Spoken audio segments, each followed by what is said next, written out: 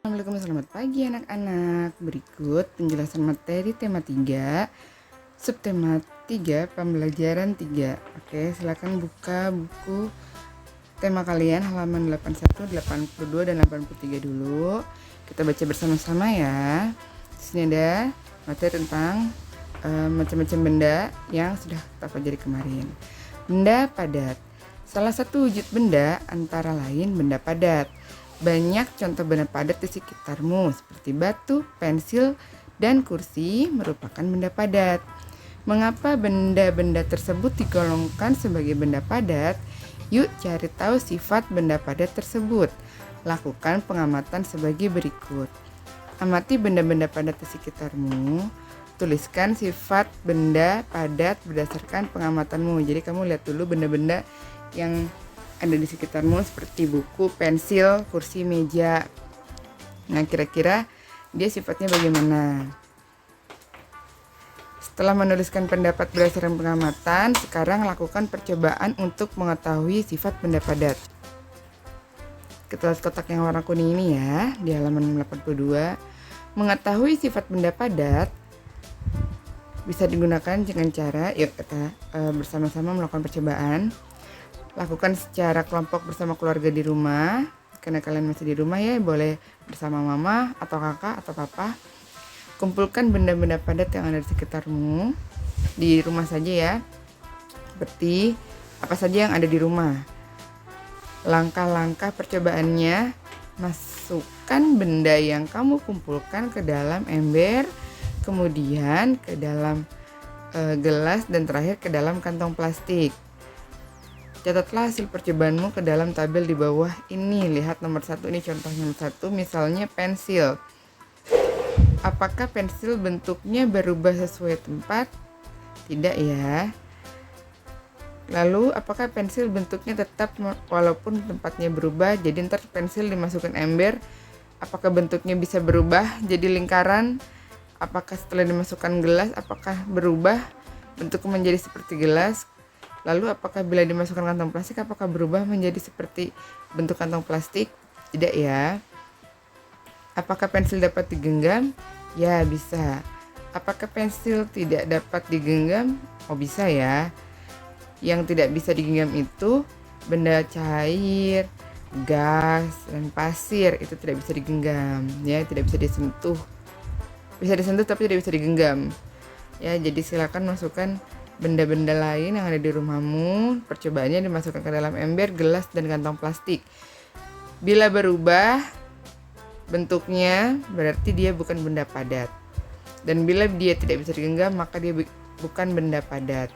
Akan dimasukkan cekas-cekas ke sini, tidak usah di video, langsung saja. Kamu telah melakukan percobaan. Hasil percobaanmu telah diperoleh. Dapatkah kamu menyimpulkan sifat benda padat? Benda padat mempunyai sifat, misalkan hasil checklistnya adalah semuanya yang ini dan yang ini ya. Berarti benda padat mempunyai sifat bentuknya tetap walaupun tempatnya berubah, dan benda padat dapat digenggam. Nah, sesuai hasil pengamatan dan hasil percobaan. Oh, ini hasil pengamatan dulu yang tadi pertama. Dan dicocokkan dengan hasil percobaan, dituliskan di sini. Lalu yang kedua adalah apakah hasil pengamatanmu sama dengan hasil percobaanmu, sama atau tidak? Ya atau tidak? Silakan ditulis di sini. Sebutkan benda yang digunakan untuk mengukur jarak dari rumahmu ke sekolah. Kira-kira pakai apa kalau mengukur jarak sejauh itu ya? Berapakah jarak yang ditempuh dari rumahmu ke sekolah? Oke, ini bisa tanya sama orang tua, kira-kira kalau dari rumah ke sekolah ini berapa kilo sih mah gitu, atau berapa kilo sih pak? Tulis di sini aja. Next, rumah Dayu berjarak 6 km dari sekolah. Jarak dari sekolah ke pasar 7 km. Berapa jarak yang ditempuh Dayu dari rumah ke pasar? Ya, ini rumah Dayu, ini ke sekolah, ini ke pasar. Dari rumah ke sekolah 6 km, dari rumah ke pasar 7 km. Itu kan ya. Next, jarak yang ditempuh Dayu dari rumah ke pasar adalah Kan pertanyaannya jarak yang ditempuh dari rumah ke pasar. Berarti ke sini dulu 6 km. Lalu lanjut ke sini dari sekolah ke pasar 7 km. Jadi 6 km ditambah 7 km sama dengan 13 km.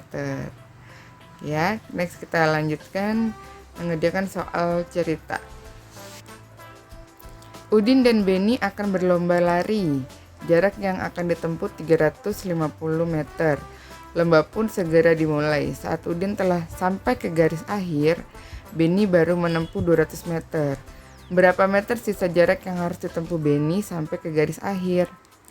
Kita lihat di sini jarak yang ditempuh totalnya 350 meter ya, total. Lalu saat Udin telah sampai, berarti Udin sudah finish 350 meter. Nah, Beni baru 200 meter nih. Berapa sisa yang harus ditempuh Beni? Yang ditanyakan adalah sisa jarak yang harus ditempuh Beni untuk sampai ke garis akhir. Garis akhirnya 350. Baru maju 200 meter. Ya, ini Beni, ini dari titik start ke sini finishnya adalah 350 meter.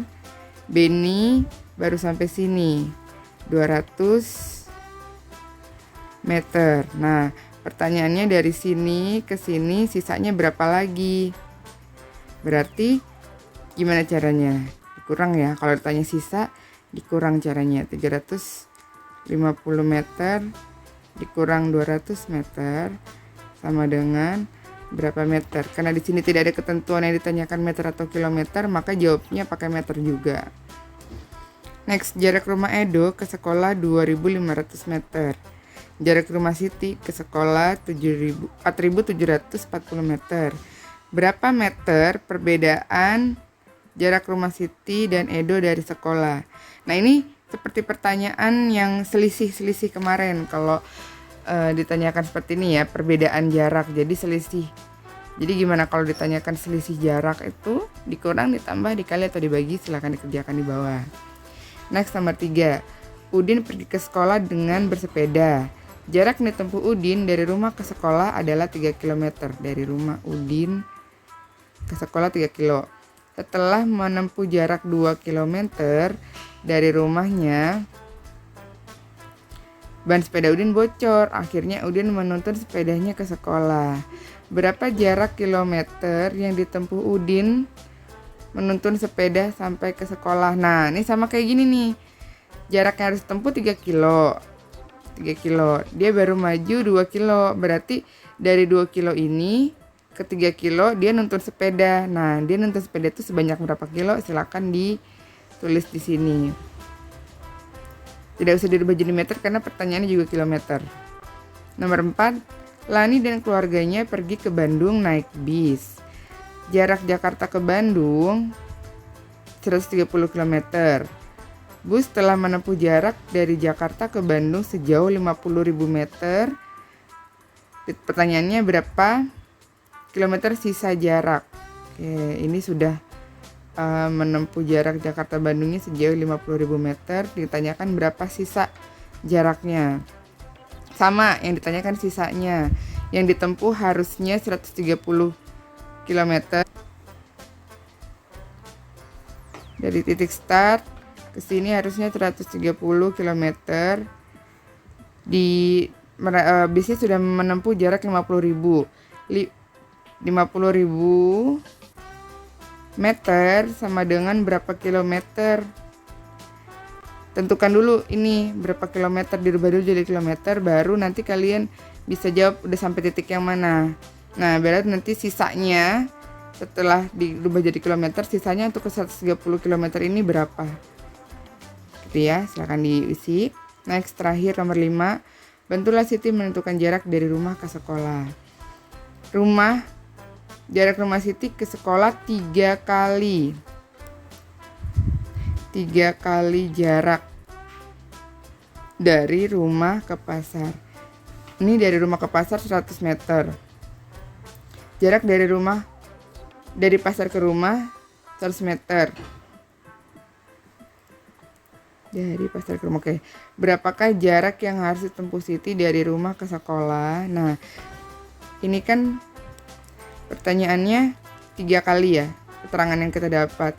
3 kali jarak dari rumah ke pasar.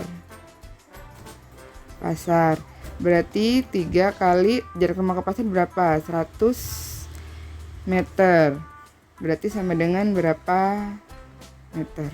Silahkan dikerjakan ya. Bila ada yang tidak paham boleh ditanyakan. Semangat.